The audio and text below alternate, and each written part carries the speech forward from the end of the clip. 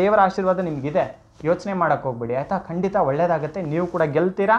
ನಿಮ್ಮನ್ನು ನೋಡಿ ನಕ್ಕೋರ ಮುಂದೆ, ನಿಮಗೆ ಅವಮಾನ ಮಾಡಿ ನಕ್ಕೋರ ಮುಂದೆ, ನಿಮಗೆ ಕಣ್ಣೀರಾಗಿಸಿ ನಕ್ಕೋರ ಮುಂದೆ ಕೂಡ ನೀವು ನಗ್ನಗ್ತಾ ಬದುಕ್ತೀರಾ. ಇದಂತೂ ನಾನು ಖಂಡಿತವಾಗಿ ರಾಯರು ಇದ್ದಾರೆ ಅಂತ ಎಷ್ಟು ನಂಬ್ತೀನೋ ಅಷ್ಟು ಸತ್ಯವಾಗ್ಲೂ ಹೇಳ್ತಾ ಇದ್ದೀನಿ. ನೀವು ನಿಮಗೆ ಅವಮಾನ ಮಾಡಿದವ್ರ ಮುಂದೆ, ನಿಮಗೆ ನೋವನ್ನು ಕೊಟ್ಟವ್ರ ಮುಂದೆ, ನಿನ್ನ ಹಣೆ ಬರನೇ ಇಷ್ಟಂತ ಮಾತಾಡಿದವ್ರ ಮುಂದೆ ತುಂಬ ಎತ್ತರಕ್ಕೆ ಬೆಳೆದು ತೋರಿಸ್ತೀರಾ. ಇದಂತೂ ಸತ್ಯ.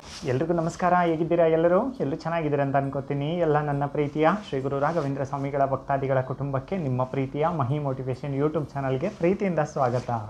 ಸ್ನೇಹಿತರೆ, ಈ ಒಂದು ವಿಡಿಯೋದಲ್ಲಿ ನಾನು ತಿಳಿಸಿಕೊಡ್ತಿರ್ತಕ್ಕಂತಹ ವಿಷಯ ಬಹಳ ಜನಗಳ ಜೀವನದಲ್ಲಿ ನಡೆಯುವಂಥದ್ದಾಗಿರುತ್ತೆ. ಆದರೆ ಈ ಸಮಯ ಯಾಕೆ ಎದುರಾಗುತ್ತೆ, ಆ ಸಮಯದಲ್ಲಿ ನಾವು ಯಾವ ರೀತಿ ಇರಬೇಕು ಅನ್ನೋದ್ರ ಬಗ್ಗೆ ತಿಳಿಸ್ಕೊಡ್ತಾ ಇದ್ದೀನಿ. ಯಾಕಂತ ಅಂದರೆ ಇದ್ರ ಬಗ್ಗೆ ನಾನು ಇನ್ಸ್ಟಾಗ್ರಾಮಲ್ಲೂ ಕೂಡ ಒಂದು ಚಿಕ್ಕದಾದ ವಿಡಿಯೋ ಕೂಡ ಹಾಕಿದ್ದೆ. ಈ ವಿಡಿಯೋ ಕೂಡ ಅಷ್ಟೊಂದು ದೊಡ್ಡದಾಗಲ್ಲ ಅಂತ ಅನ್ಕೊತೀನಿ. ಚಿಕ್ಕದ್ರಲ್ಲೇ ನಿಮಗೆ ಸಂಪೂರ್ಣವಾಗಿ ತಿಳಿಸ್ಕೊಡ್ತೀನಿ. ನೋಡಿ, ಒಂದು ಸಮಯ ಅನ್ನುವಂಥದ್ದು ಖಂಡಿತವಾಗ್ಲೂ ಕೂಡ ಇವತ್ತಲ್ಲ ನಾಳೆ ನಿಮ್ಮ ಜೀವನದಲ್ಲಿ ಆಗ್ಬೋದು ಅನ್ನೋಕ್ಕಿಂತ ಈ ಒಂದು ಸಮಯ ಖಂಡಿತವಾಗ್ಲೂ ಕೂಡ, ಸ್ಪೆಷಲಿ ಅದು ಒಳ್ಳೆಯವ್ರ ಜೀವನದಲ್ಲಿ ಖಂಡಿತವಾಗ್ಲೂ ಕೂಡ ಎದುರಾಗುತ್ತೆ. ಆಮೇಲೆ ಈ ಸಮಯಕ್ಕೆ ಎದುರಾಗಿರ್ಬಹುದು, ಅಥವಾ ತುಂಬಾ ಅದನ್ನು ಹೆದರ್ಸೋಕ್ಕಾಗದೆ ಕೂಡ ತುಂಬ ಜನಗಳು ಭಯ ಪಡ್ತಾ ಇರ್ಬೋದು.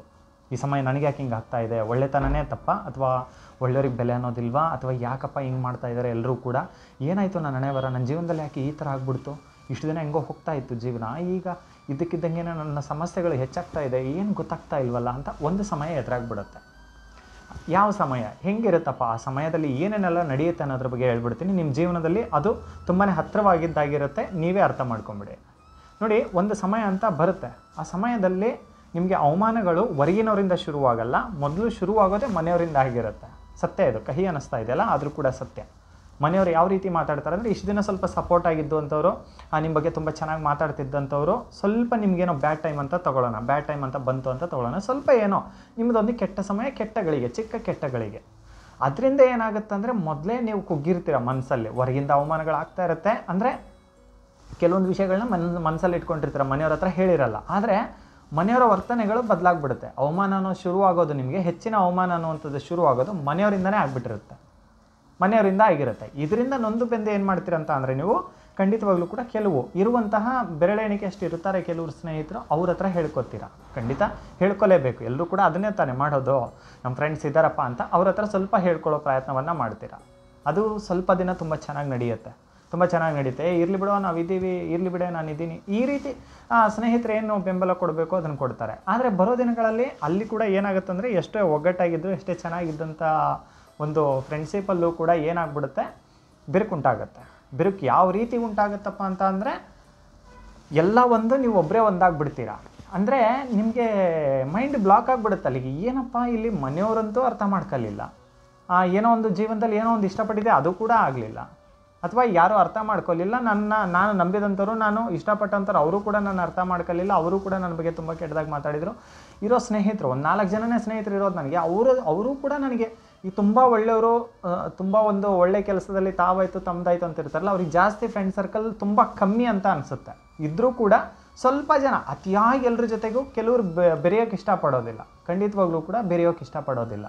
ಸೊ ಅಂಥವ್ರ ಜೀವನದಲ್ಲಿ ಮಾತ್ರ ತುಂಬ ಆಗುವಂಥದ್ದು ಇದು. ಇರುವಂತಹ ಫ್ರೆಂಡ್ಸ್ ಎಲ್ಲ ಒಂದಾಗ್ಬಿಡ್ತಾರೆ, ನಿಮಗೆ ಅಲ್ಲಿ ಕೂಡ ಅವಮಾನಗಳು ಶುರು ಆಗಿಬಿಡುತ್ತೆ. ಅವಮಾನಗಳು ಹೆಂಗೆ ಶುರು ಆಗುತ್ತೆ ಅಂದರೆ, ಎಲ್ಲರೂ ಓಡೋಗ್ಬಿಡ್ಲ, ನಾನು ಸಾಕಪ್ಪ, ಯಾರು ಬೇಡ ಮರ, ಯಾರು ಅರ್ಥ ಮಾಡ್ಕೊಂತ ಅಲ್ಲ, ನಾನು ಎಲ್ಲರೂ ಓಡೋಗ್ಬಿಡ್ಲ ಅನ್ನೋಷ್ಟು ನೋವಾಗುತ್ತೆ ನಿಮ್ಮ ಮನಸ್ಸಿಗೆ. ನಾನು ಹೇಳೋದು ನೋಡಿದ್ರೆ ಕೆಲವ್ರಿಗೆ ಏನನ್ಸುತ್ತೋ ನನಗೆ ಗೊತ್ತಿಲ್ಲ, ಬಟ್ ಆ ಒಂದು ಪರಿಸ್ಥಿತಿನ ಯಾರು ಎದುರಿಸ್ತಾ ಇರ್ತಾರಲ್ಲ ಅವ್ರಿಗೆ ಗೊತ್ತಿರುತ್ತೆ ಅದು ಎಷ್ಟು ನರಕ ಕೊಡುತ್ತೆ ಅಂತ, ಅವ್ರಿಗೆ ಖಂಡಿತವಾಗ್ಲೂ ಕೂಡ ಗೊತ್ತಿರುತ್ತೆ. ಈ ಥರದ ಸಮಯ ಎದುರಾದಾಗ ಮನೇಲೂ ಅವಮಾನ, ಫ್ರೆಂಡ್ಸ್ ಹತ್ರ ಕೂಡ ಅವಮಾನ, ಮಾಡೋ ಕೆಲಸದಲ್ಲಿ ಮ್ಯಾನೇಜರ್ ಆಗಿರ್ಬೋದು, ಯಾರೇ ಆಗಿರ್ಬೋದು, ನಿಮಗೆ ತುಂಬ ಚೆನ್ನಾಗಿ ಸಪೋರ್ಟ್ ಆಗಿದ್ದಾರೆ ಅಂತ ಅಂದ್ಕೊಳ್ಳಿ, ಅವರು ಕೂಡ ತಿರುಗಿ ಬಿದ್ದುಬಿಡುವಂಥದ್ದು ಏನಾಗ್ಬಿಡುತ್ತೆ. ಅವರು ಕೂಡ ನಿಮ್ಮ ಬಗ್ಗೆ ತುಂಬ ಕೇವಲವಾಗಿ ಮಾತಾಡುವಂಥದ್ದು ಅಂದ್ಕೊಳ್ಳಿ. ಎಲ್ಲ ಜವಾಬ್ದಾರಿ ನಿಮ್ಮ ಮೇಲೆ ಇತ್ತಂದರೆ, ಏನು ಗೊತ್ತಿಲ್ಲದಿರೋರಿಗೆ ಜವಾಬ್ದಾರಿನ ಕೊಟ್ಬಿಡ್ತಾರೆ, ನಿಮಗೆ ಕೊಡಲ್ಲ. ನಿಮ್ಮನ್ನು ತುಂಬ ಕೇವಲವಾಗಿ ಮಾತಾಡ್ತಿರ್ತಾರೆ. ಎಷ್ಟು ಮಾತಾಡ್ತಾರೆ ಅಂತ ಅಂದರೆ, ನಿಮ್ಮ ಬಗ್ಗೆ ಎಲ್ಲ ಗೊತ್ತಿದ್ದು ಕೂಡ ನೀವು ಮಾಡುವಂಥ ಕೆಲಸದಲ್ಲಿ, ಸ್ಪೆಷಲಿ ಹೇಳ್ತಾ ಇದ್ದೀನಿ, ಅಲ್ಲಿ ಕೂಡ ಏನಾಗುತ್ತೆ ಅಂದರೆ ನಿಮಗೆ ಅವಮಾನಗಳು.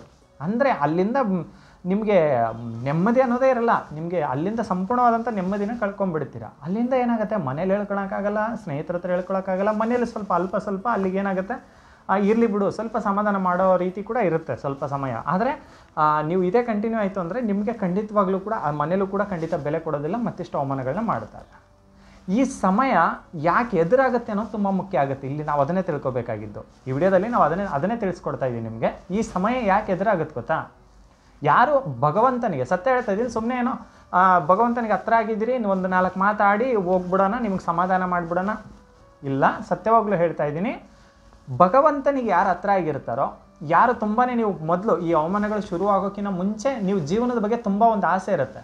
ಈಗ ಮನೆಯಲ್ಲಿ ನೀವೇನು ಮನೆ ಜವಾಬ್ದಾರಿನೇ ಇಲ್ಲೇನೋ ನಿಮಗೆ ಅನ್ನೋ ರೀತಿ ಮನೇಲಿ ಮಾತಾಡ್ತಿರ್ತಾರಲ್ಲ, ಅದೇ ಮನೆ ಪರಿಸ್ಥಿತಿಗೋಸ್ಕರ ನೀವು ಒಂದು ಸಮಯದಲ್ಲಿ ಮತ್ತು ಈಗಲೂ ಕೂಡ ತುಂಬ ಕಷ್ಟಪಡ್ತಾ ಇರ್ತೀರ. ನನ್ನ ಮನೆಯವರು ಚೆನ್ನಾಗಿರಬೇಕು, ನನ್ನ ಪ್ರೀತಿಸೋ ಜನ ಚೆನ್ನಾಗಿರಬೇಕು, ಎಲ್ಲರೂ ಕೂಡ ಆಲ್ಮೋಸ್ಟ್ ಚೆನ್ನಾಗಿ ನೋಡ್ಕೋಬೇಕು, ನಿಮ್ಮ ಕೈಲಾದಷ್ಟು ಚೆನ್ನಾಗಿ ನೋಡ್ಕೋಬೇಕು ಅನ್ನೋದು ನಿಮಗಿರುತ್ತೆ. ಅಂದರೆ ನೀವು ಊಟ ಮಾಡಲಿಲ್ಲ ಅಂದರೂ ಕೂಡ ನಿಮ್ಮ ಮನೆಯವರಾಗಿರ್ಬೋದು, ಅವರಾಗಿರ್ಬೋದು, ಸ್ವಲ್ಪ ಚೆನ್ನಾಗಿರಲಿ, ಅವ್ರ ಇಷ್ಟಾರ್ಥಗಳನ್ನೆಲ್ಲವೂ ಕೂಡ ನಿಮ್ಮ ಕೈಲಾದಷ್ಟು ನೆರವೇರಿಸ್ತಾ ಹೋಗ್ತಾ ಇರ್ತೀರ. ಬಟ್ ಅಲ್ಲೇನಾಗುತ್ತಂತ ಅಂದರೆ ಎಲ್ಲರೂ ಕೂಡ ಒಂದು ಸಮಯ ನಿಯತ್ತು ಮರೆತು ಮಾತಾಡಿದಂಗೆ ಆಗ್ತಾ ಇರುತ್ತೆ ನಿಮಗೆ. ನೋಡಿ, ಅರ್ಥ ಮಾಡ್ಕೊಂಬಿಡಿ, ಈ ಸಮಯ ಯಾರ ಜೀವನದಲ್ಲಿ ಎದುರಾಗಿದೆ, ಮುಂದೊಂದು ದಿನ ಕೂಡ ಬಂದೇ ಬರುತ್ತೆ. ಈ ಸದ್ಯಕ್ಕೆ ಬಂದಿಲ್ಲ ಅಂದರೂ ಕೂಡ ಮುಂದೆ ದಿನ ಬಂದೇ ಬರುತ್ತೆ. ಈ ಸಮಯ ಯಾರ ಜೀವನದಲ್ಲಿ ಎದುರಾಗತ್ತಂತ ಅಂದರೆ, ಈ ಕೆಟ್ಟ ಸಮಯ ಯಾರು ದೇವರಿಗೆ ಹತ್ರ ಆಗಿರ್ತಾರೋ, ಯಾರು ದೇವರು ಯಾರ ಜೀವನದಲ್ಲಿ ಬಹುದೊಡ್ಡ ಬದಲಾವಣೆ, ಯಶಸ್ಸು, ಮೊದಲನೇದಾಗಿ ಹೇಳ್ತಾ ಇದ್ದೀನಿ, ಯಶಸ್ಸು, ನಿಮ್ಮ ಒಂದು ದಾರಿ ಬೆಳವಣಿಗೆನೇ ಬೇರೆ ಆಗಿರುತ್ತೆ. ಅಂದ್ಕೊಳ್ಳಿ, ನೀವು ಯಾವುದೋ ಒಂದು ದೊಡ್ಡ ಇದರಲ್ಲಿ ಕೆಲಸ ಮಾಡಬೇಕು ಅಥವಾ ದೊಡ್ಡ ಯಾವುದೋ ಒಂದು ಸ್ಥಾನಕ್ಕೆ ನೀವು ಹೋಗಬೇಕಾಗಿರುತ್ತೆ.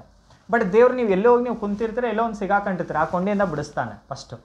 ಮನೆಯವರಿಂದ, ಯಾಕಂದರೆ ನೋಡಪ್ಪ, ನಿನ್ನ ಲಾಭದಲ್ಲಿದ್ದರೆ, ನೀನು ಗೆಲುವಲ್ಲಿದ್ದರೆ ಎಲ್ಲರೂ ಕೂಡ ನಿನಗೆ ಬೆಲೆ ಕೊಡ್ತಾರೆ. ನನ್ನವರು ಅನ್ನೋದು ಇರಲಿ ಬೇಡನಲ್ಲ. ನೋಡು, ನಿನ್ನ ಕಷ್ಟದ ಸಮಯದಲ್ಲಿ ನೋಡಿ, ನಮಗೆ ಕಷ್ಟ ಬಂದಾಗ ಕೆಲವೊಂದು ಸತ್ಯಗಳು ಈಚೆಗೆ ಬರುತ್ತೆ. ನಮಗೆ ವಿಪರೀತ ಕಷ್ಟ ಬಂದಾಗ ಯಾರು ನಮ್ಮವರು, ಯಾರು ನಮ್ಮವರಲ್ಲ ಅನ್ನೋದು ಗೊತ್ತಾಗುತ್ತೆ. ಯಾರ ಮನಸ್ಸಲ್ಲಿ ಏನು ಭಾವನೆಗಳಿದೆ, ನಾವು ಚೆನ್ನಾಗಿದ್ದಾಗ ಹೆಂಗಿರ್ತಾರೆ, ಅಥವಾ ನಾವು ಚೆನ್ನಾಗಿದ್ದಾಗ ಎಷ್ಟು ನಮ್ಮ ಜೊತೆ ನಗ್ನಗ್ತಾ ಮಾತಾಡ್ತಿರ್ತಾರೆ, ಅದು ನಮ್ಮ ಜೊತೆ ನಮಗೆ ಕಷ್ಟ ಅಂತ ಬಂದಾಗ, ನಮ್ಮ ಜೊತೆ ಒಂದು ಕಷ್ಟಗಳು ಆಟ ಆಡೋಕ್ಕೆ ಶುರು ಮಾಡಿದಾಗ ಜನಗಳು ನಮ್ಮ ಬಗ್ಗೆ ಹೆಂಗೆ ಮಾತಾಡ್ತಾರೆ ಅನ್ನೋದು ಕಷ್ಟ ಎಲ್ಲರನ್ನೂ ಕೂಡ ತೋರಿಸ್ಬಿಡುತ್ತೆ. ಕಷ್ಟ ಬಂದಾಗ ವಿಪರೀತ ಒಂದು ಸತ್ಯಗಳು ಹೊರಗೆ ಬೀಳುತ್ತೆ, ನಾವು ನಮ್ಮವರು ಅಂತ ನಂಬಿದವ್ರದ್ದು, ಆಯಿತಾ. ಆದರೆ ದೇವ್ರು ಏನು ಮಾಡ್ತಾನೆ ಅಂದರೆ, ಮನೆಯವರಿಂದ ಈ ಸತ್ಯಗಳನ್ನ ತೋರಿಸ್ತಾನೆ, ಏನು ಹೆಂಗೆ ಅಂತ. ಹಂಗಂದ್ಬಿಟ್ಟು ಮನೆಯವ್ರಿಗೆ ನಿಮ್ಮ ಮೇಲೆ ಪ್ರೀತಿ ಇಲ್ಲ ಅಂತ ನಾನು ಹೇಳ್ತಾ ಇಲ್ಲ. ಆದರೆ ಕೆಲವು ಜನಗಳ ಜೀವನದಲ್ಲಿ ಇದು ನಡೆಯುತ್ತೆ. ಆ ಟೈಮಲ್ಲಿ ನೀವು ಧೈರ್ಯವನ್ನು ಕಳ್ಕೊಬೇಡಿ. ಯಾಕಂದರೆ ಅವರು ಕೂಡ ಯಾರೇ ಆಗಲಿ, ಇವರೇ ನಿಮ್ಮ ನಗುವನ್ನು ಬಯಸ್ತಾರೆ, ನಿಮ್ಮ ಗೆಲುವನ್ನು ಬಯಸ್ತಾರೆ, ನಿಮ್ಮ ಗೆಲುವನ್ನು ಪ್ರೀತಿಸ್ತಾರೆ, ನಿಮ್ಮ ನಗುವನ್ನು ಪ್ರೀತಿಸ್ತಾರೆ. ಹೊರತಾಗಿ ಪ್ರತಿ ಕ್ಷಣ ನೀವು ನೊಂದ್ಕೊಂಡು ಕಣ್ಣೀರು ಹಾಕ್ಕೊಂಡೇ ಇರ್ತೀನಿ ಅಂದರೆ ಯಾರಿಗೂ ಕೂಡ ನೀವು ಇಲ್ಲಿ ಇಷ್ಟ ಆಗೋದಿಲ್ಲ. ನಾನು ಹೇಳ್ತಾ ಇರೋದು, ಯಾರಿಗೂ ಇಷ್ಟ ಆಗೋದು ಬೇಕಾಗಿಲ್ಲ ಅಂತಲ್ಲ, ನೀವು ಕೂಡ ಇಷ್ಟ ಆಗೋದಿಲ್ಲ. ಅವಾಗ ಬರೀ ಕಣ್ಣೀರೇ ಆಗ್ತಾ ಹೋದರೆ ದೇವರಿಗೂ ಕೂಡ ಇಷ್ಟ ಆಗೋದಿಲ್ಲ. ಇದನ್ನು ಕೂಡ ನೆನ್ಪಿಟ್ಕೊಂಬಿಡಿ. ಬರೀ ಕಣ್ಣೀರೇ ಆಗ್ತಾ ಇದ್ದಾರೆ ದೇವ್ರ ಮುಂದೆ, ದೇವರಿಗೂ ಕೂಡ ಇಷ್ಟ ಆಗೋದಿಲ್ಲ. ದೇವರು ಕೂಡ ನಿಮ್ಮನ್ನು ಸ್ವಲ್ಪ ನಗ್ನಗ್ತಾ ನೋಡ್ಬೇಕಂತ ಇಷ್ಟಪಡ್ತಾರಲ್ವಾ, ದೇವರಿಗೂ ಇರುತ್ತಲ್ವ ನಿಮ್ಮ ನಗ್ನಗ್ತಾ ನೋಡ್ಬೇಕಂತ, ಆ ಖುಷಿನ ಕೊಡ್ತಾರೆ. ಆ ಒಂದು ಆತ್ಮವಿಶ್ವಾಸವನ್ನು ತಗೊಳ್ಳಿ. ಈ ಸಮಯ ಬರ್ತಾ ಇದೆ ನಿಮ್ಮ ಜೀವನದಲ್ಲಿ ಅಂದರೆ, ನಿಮ್ಮ ಜೀವನದಲ್ಲಿ ಸತ್ಯವಾಗ್ಲೂ ಹೇಳ್ತಾ ಇದ್ದೀನಿ, ಇವತ್ತು ನಿಮ್ಮ ಜೀವನದಲ್ಲಿ ಬಹುದೊಡ್ಡ ಬದಲಾವಣೆನ ದೇವರು ತರ್ತಾ ಇರ್ತಾನೆ. ಅಂದ್ಕೊಳ್ಳಿ, ನಿಮ್ಮನ್ನು ರಾಜನ ಥರ ದೇವರು ಮೆರೆಸ್ಬೇಕಾಗಿರುತ್ತೆ, ಒಂದು ದೊಡ್ಡ ಸ್ಥಾನದಲ್ಲಿ ನಿಮ್ಮನ್ನು ಇಡಬೇಕಾಗಿರ್ತದೆ, ಹೆಣ್ಮಕ್ಳಾಗಿರಲಿ ಗಂಡು ಮಕ್ಕಳಾಗಿರಲಿ. ಆದರೆ ನೀವು ಹೋಗಿ ಯಾವುದೋ ಒಂದು ಚಿಕ್ಕ ಇದರಲ್ಲಿ ಸಿಗಾಕೊಂಡಿರ್ತೀರ, ಅಲ್ಲಿ ನಿಮಗೆ ಅವಮಾನಗಳಾಗ್ತಾ ಇರುತ್ತೆ, ಸ್ವಲ್ಪ ದಿನ ನಡೀತಾ ಇರುತ್ತೆ, ಬರ್ತಾ ಅವಮಾನಗಳು, ನೋವುಗಳು ಎಲ್ಲ ಆಗ್ತಾ ಇರುತ್ತೆ. ಅದನ್ನು ದೇವರು ಸಹಿಸೋದಿಲ್ಲ. ಬೇಡಪ್ಪ, ನೀನು ಇಲ್ಲಿರೋದಲ್ಲ, ನಿನ್ನ ಒಂದು ಬೆಳವಣಿಗೆ ಬೇರೆ ಇದೆ ಅಂತ ತೋರಿಸ್ತಾ ಇರ್ತಾನೆ. ಆ ಸತ್ಯನ ಅರ್ಥ ಮಾಡಿಕೊಂಡು, ಕಷ್ಟ ಬರೋದೇ ನಿಮಗೆ ಒಳ್ಳೆಯ ದಿನಗಳನ್ನು ತಂದುಕೊಡೋಕ್ಕೆ ಅಷ್ಟೇ. ಕಷ್ಟ ಬರೋದೇ ಇವತ್ತಿನ ಕಷ್ಟ ನಾಳೆ ಒಳ್ಳೆಯ ದಿನನ ತಂದುಕೊಡೋಕ್ಕೆ. ಇದು ಯಾಕೆ ಹೇಳ್ತಾ ಇದ್ದೀನಿ ಅಂದರೆ, ಕುಗ್ಗಬಾರ್ದು. ತುಂಬ ಜನಗಳ ಥರ ನೀವು ಏಡಿಗಳಾಗಬೇಡಿ. ಈ ಸಮಯ ಬಂದಾಗ ಏನು ಮಾಡಿಬಿಡ್ತಾರೆ ಅಂದರೆ, ಸಾಕು ಮರೆ, ಯಾರು ಬದುಕ್ತಾರೆ, ಹೋಗ್ಬಿಡೋಣ, ಎಲ್ಲರ ಹಾರ್ಬಿಡೋಣ, ಒಳೆಪಳೆ ಹಾರ್ಬಿಡೋದು ಅನ್ಕೊಂತಾರೆ, ಜೀವನ ಸಾಕು ಅಂತ ಅನ್ಕೊಂತಾರೆ. ಯಾಕಂದರೆ ಆ ನೋವು ಅವ್ರಿಗೆ ಗೊತ್ತಾಗಲ್ಲ, ಆ ನೋವನ್ನ ಹೆಂಗೆ ಎದುರಿಸ್ಬೇಕು, ಮುಂದೆ ಏನಿದೆ ಅನ್ನೋದು ಗೊತ್ತಾಗಲ್ಲ. ಈ ಕಷ್ಟ ಬರ್ತಿದೆ ಅಂದರೆ ಅದು ದೇವರ ಒಂದು ಬದಲಾವಣೆ ಆಗಿರುತ್ತೆ. ದೇವರು ನಿಮ್ಮ ಜೀವನದಲ್ಲಿ ಬದಲಾವಣೆ ತಂದುಕೊಡ್ಬೇಕಾಗಿರುತ್ತೆ. ಮುಖ್ಯವಾಗಿ ನೀವು ಅರ್ಥ ಮಾಡ್ಕೋಬೇಕಾದಂಥದ್ದು ಏನಂದರೆ, ಈ ಸಮಯ ಯಾರ ಜೀವನದಲ್ಲಿ ಎದುರಾಗುತ್ತಂದರೆ, ಯಾರು ದೇವರನ್ನು ವಿಪರೀತವಾಗಿ ನಂಬ್ತಾ ಇರ್ತಾರಲ್ಲ ಅವ್ರ ಜೀವನದಲ್ಲಿ ಆಗಿರುತ್ತೆ. ಯಾರು ದೇವರನ್ನು ಸಂಪೂರ್ಣವಾಗಿ ನಂಬಿರ್ತಾರೆ ನೋಡಿ, ಏನೇ ಆಗಲಿ ದೇವರೇ ಎಲ್ಲ ನನ್ನ ಜೀವನದಲ್ಲಿ ಏನು ನಡಿಬೇಕು, ಏನು ನಡಿಬಾರ್ದು ನೋಡಿ ಅಂಥವ್ರು ಅರ್ಥ ಮಾಡ್ಕೊಳ್ಳಿ. ಕೆಲವೊಂದು ಸಮಯದಲ್ಲಿ, ಹಿಂದೆ ನಿಮ್ಮ ಜೀವನದಲ್ಲಿ ನಡೆದಂತಹ ಕೆಲವೊಂದು ಸಮಯದಲ್ಲಿ ದೇವರು ಏನು ಮಾಡಿರ್ತಾನಪ್ಪ ಅಂತಂದರೆ, ನಿಮಗೆ ಆಗೋದೇ ಇಲ್ಲ ಅನ್ನುವಂಥ ಎಷ್ಟೋ ಕೆಲಸಗಳು ಅಥವಾ ವಿಪರೀತ ನಿಮಗೆ ಆಗುವಂಥ ನೋವುಗಳು ಅಥವಾ ಏನೋ ಒಂದು ಸಮಸ್ಯೆಗೆ ಸಿಗಾಕೊಂಡಿದ್ರಂದು ಕೊನೆ ಮೂಮೆಂಟಲ್ಲಿ ಕಾಪಾಡಿರ್ತಾನೆ ದೇವರು. ನೆನಪು ಮಾಡ್ಕೊಳ್ಳಿ, ನಿಮ್ಮ ಜೀವನದಲ್ಲಿ ಇದಾಗಿರುತ್ತೆ, ಕೊನೆ ಮೂಮೆಂಟಲ್ಲಿ ಕಾಪಾಡಿರ್ತಾನೆ. ಇದರ ಅರ್ಥ ದೇವರು ನಿಮ್ಮ ಜೊತೆಗೆ ಇದಾನಂತ ಅರ್ಥ, ಆಯಿತಾ.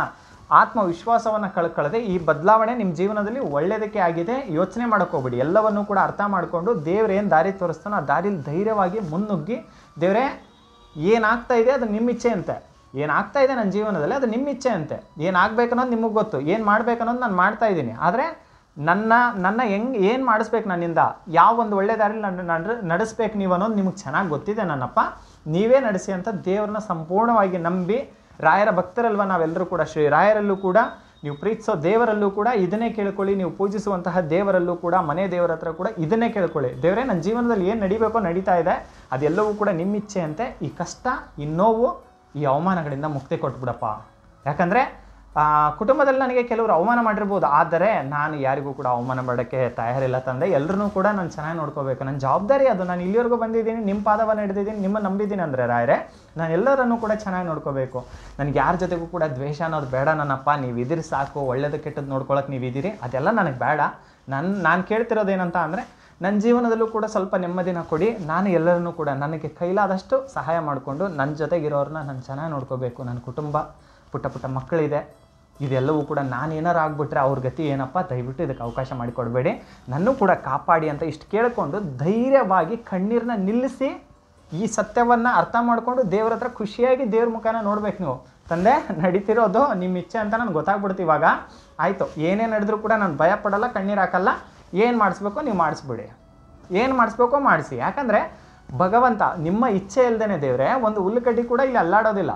ಆ ಥರ ಆಗ್ತಾ ಇದೆ ಅಂತ ಅಂದಾಗ ನಿಮ್ಮನ್ನು ನಂಬ್ಕೊಂಬಂದಿದ್ದೀನಿ, ನನ್ನ ಜೀವನದಲ್ಲಿ ಏನು ನಡಿಬೇಕೋ ಅದು ನಿಮ್ಮ ಇಚ್ಛೆ ಅಂತಲೇ ನಡೀಲಿ, ಒಂದು ಒಳ್ಳೆ ರೀತಿಲಿ ಆಗಿರುತ್ತೆ ಅಂತ ನನಗೆ ಗೊತ್ತು, ನಿಮ್ಮ ಆಶೀರ್ವಾದ ನನಗಿದೆ ಅನ್ನೋದು ಕೂಡ ನನಗೆ ಗೊತ್ತು. ಇನ್ಮೇಲೆ ನಾನು ಕಣ್ಣೀರು ಹಾಕೋದನ್ನ ಬಿಡ್ತೀನಿ, ನೀವೇ ನನ್ನ ಗೆಲ್ಲಿಸಿ ಅಂತ ಕೇಳ್ಕೊಳ್ಳಿ, ಖಂಡಿತವಾಗ್ಲೂ ಕೂಡ ಗೆಲ್ಲಿಸ್ತಾನೆ. ಆದರೆ ಹಣೆ ಬರೋದು ಸರಿ ಇಲ್ಲ, ದೇವ್ರು ನನ್ನ ದೃಷ್ಟಿಯಲ್ಲಿ ನನಗೆ ಕಣ್ಣೇ ಬಿಟ್ಟಿಲ್ಲ, ಇದೆಲ್ಲ ಹೇಳೋಕೆ ಹೋಗಬೇಡಿ. ದೇವರ ಆಶೀರ್ವಾದ ಇರೋದಕ್ಕೆ ನಿಮಗೆ ಇವತ್ತು ಈ ವಿಡಿಯೋ ಕೂಡ ಬಂದಿದೆ, ಇಷ್ಟಂತೂ ಸತ್ಯವಾಗ್ಲೂ ಹೇಳ್ತಾ ಇದ್ದೀನಿ. ದೇವರ ಆಶೀರ್ವಾದ ಸಂಪೂರ್ಣವಾಗಿ ನಿಮಗಿದೆ. ಈ ಸಮಸ್ಯೆನೂ ಕೂಡ ತುಂಬ ಜನಗಳು ಈಗಾಗಲೇ ಎದುರಿಸ್ತಾ ಇದ್ದೀರಂತ ಅಂದರೆ ದೇವರ ಆಶೀರ್ವಾದ ನಿಮಗಿದೆ, ಯೋಚನೆ ಮಾಡೋಕ್ಕೆ ಹೋಗ್ಬೇಡಿ ಆಯಿತಾ. ಖಂಡಿತ ಒಳ್ಳೆಯದಾಗುತ್ತೆ, ನೀವು ಕೂಡ ಗೆಲ್ತೀರಾ.